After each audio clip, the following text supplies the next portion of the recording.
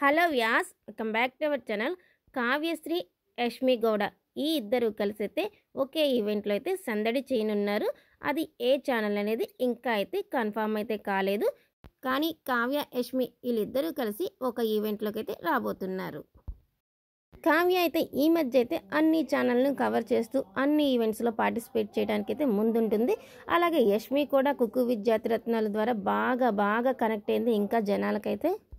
మరి చాలామంది సెలబ్రిటీలు అన్ని ఈవెంట్స్లో పాల్గొంటుంటారు, కలుస్తుంటారు, వెళ్తుంటారు. కానీ వీళ్ళిద్దరి గురించే ప్రత్యేకం. ఎందుకంటే ఆ మధ్య అయితే బిగ్ బాస్కి వెళ్ళినప్పుడు అయితే నిఖిల్, యష్మి, ఇలా కావ్య వీళ్ళ గురించి అయితే ఏవేవో సోషల్ మీడియాలో ట్రెండ్ అయినాయి. మీరు చూసే ఉంటారు, వినే ఉంటారు ఆ విషయాలన్నీ.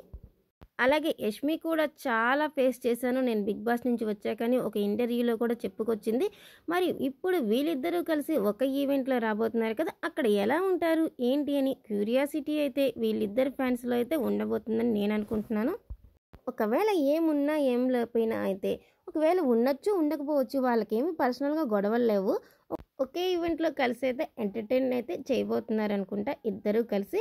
ఒకవేళ అలా ఉండొచ్చు ఉండకపోవచ్చులే, కానీ వాళ్ళైతే కొట్టుకుని తిట్టుకునేంత శత్రుత్వం అయితే లేదు కదా. అదంతా సోషల్ మీడియా మహిమండి. వీళ్ళు బాగానే ఉంటారు, కానీ ఇలా అనుకున్నారు ఇలా క్రియేట్ చేస్తున్నారని బాగా క్రియేట్ చేసేది మటుకు సోషల్ మీడియా ప్రభావం వల్లే అలా వస్తుంటాయి నెగిటివ్ కామెంట్స్ కానీ నెగిటివ్ మాటలు కానీ.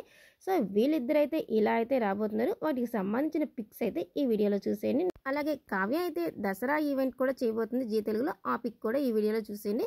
అలాగే స్టార్ మాలో రాబోతున్న మా పరివారంలో అయితే బతుకమ్మ సంబరాల్లో కావ్యశ్రీ, తేజస్విని కూడా ఇద్దరు కలిసి అయితే రాబోతున్నారు. మరి ఈ అప్డేట్ మీకు నచ్చినట్లయితే వీడియోని అయితే లైక్ చేయండి, ఛానల్ కూడా సబ్స్క్రైబ్ చేసేయండి.